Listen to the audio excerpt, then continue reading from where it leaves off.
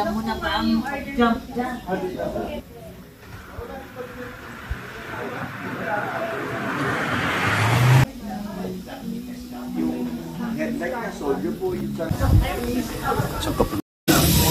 You want rice?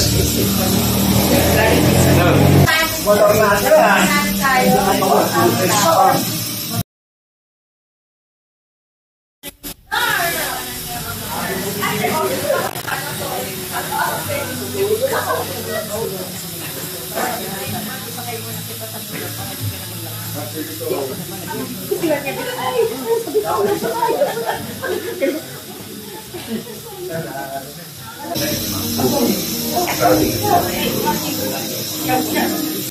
Tapos isang tapsilog.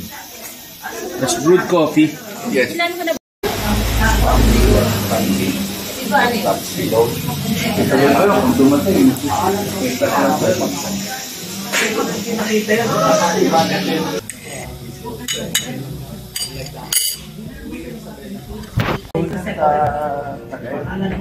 Sangat dito sa actually ang kwento ng GS.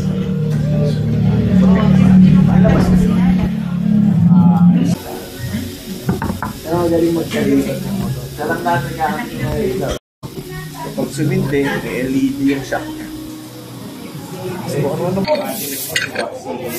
Marami na kami natikman na Tapsi sa mga gantong, pero ito, nagustuhan ko siya kasi hindi nakakasawa.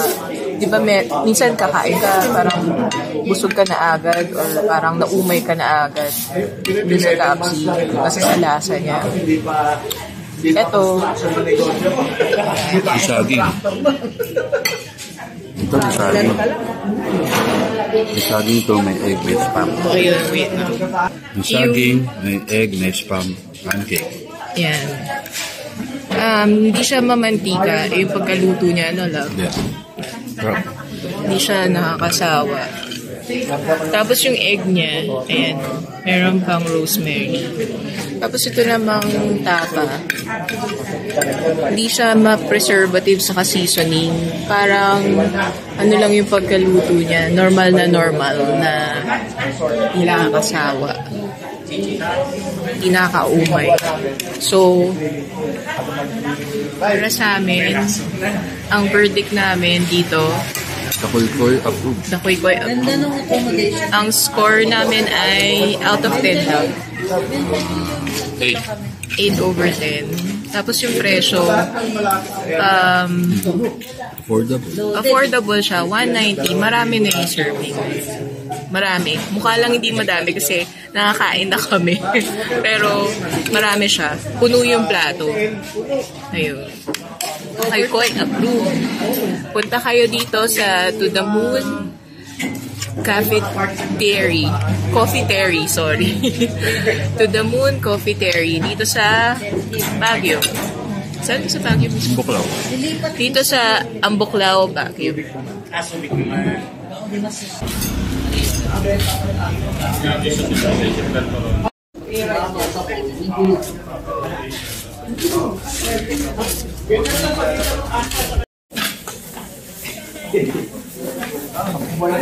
Hindi ko tinigilan ng kanin.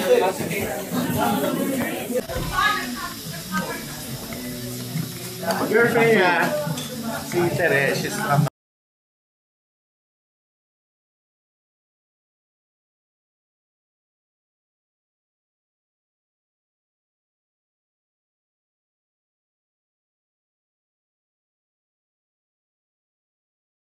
You artists are here. You're so lucky today. That's what them. That's Candy Family. It's Jelly on the Land. I think I saw from you the video. Okay. Estudyante ko dati yung Estudyante ko dati yung anak niya. Hello, good morning.